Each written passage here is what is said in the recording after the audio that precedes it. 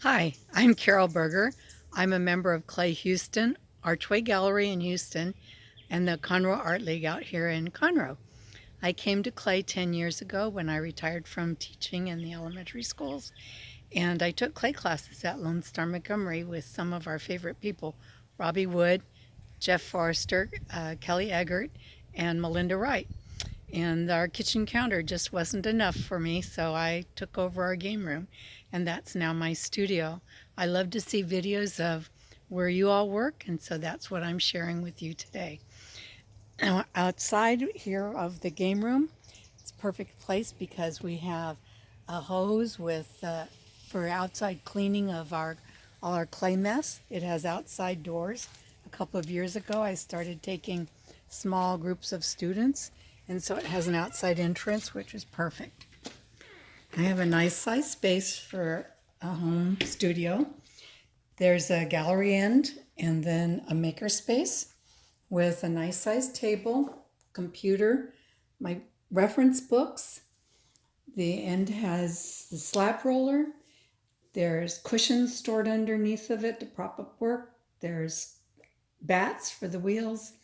There are shelves that have texture tools and sponges and forms for making square plates. My wheels, I have three actually. You'll see one in a little bit outside with mirrors for students to watch when they're doing their work. The door even has stuff on it, aprons and plastic bags. I did cover one of my shelves with plastic so that work could dry slowly away from the air conditioning. And you can see some turntables and slump molds underneath, and tool storage, and clay pieces that are being worked on or reworked, some of them on top. Made a plaster wedging table, room underneath for the wear boards. And then I even carved out some space here in the garage, shelving for clay storage, recycle clay, more shelving for ware that's going into the kiln. This is storage for different sizes, pieces of wood for use with the rolling pin as an alternative to the slab roller. My kiln is cooling. We just did a bisfire. There's Amico, a lot of Amico glazes. My students like the variety of color. I mix glazes myself, but don't really have a spot for big buckets, so this works out for both of us. And then Stroke and Coat Mako works really well for my students that are littles. They just don't understand how a red glaze can come out blue in the kiln, and so that's for them. The other end where we came through has boxes for ware that goes to trade shows and more boxes for sending clay pieces to shows and for shipping things that are sold online. Gallery end, I use tables. I love how I have room to store underneath of them.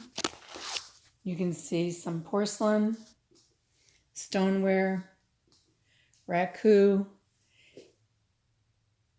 and I do both functional and sculptural pieces. So then we're going to go outside and follow the stone path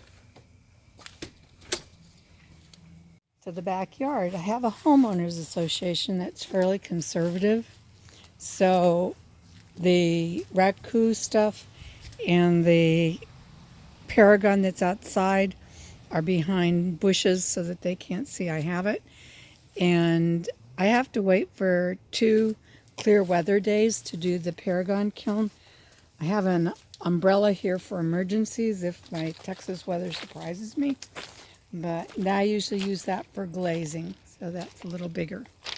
Then the patio has been converted to outside clay studio. Dara's working on the wheel. I have a table set up for people to do hand building. There's the bucket of soap and Clorox to sterilize stuff. And then the things that I bought new for my studio were the pit for the pit fire from Badass Pits in Conroe and the extruder that was in the garage. And that really is it. And the used pieces have really served me well. I learned how to repair a kiln, and yeah, it's good. Being that it's a home studio, I've had to be really careful with the home ventilation system, so I do all of our cleanup outside, sandings outside. I even take off my shoes before I go into the rest of the house. In an ideal world, it would have been built separate, but I'm very happy to have the space I have. That concludes our studio tour, and thanks for watching. Have a great day. Bye.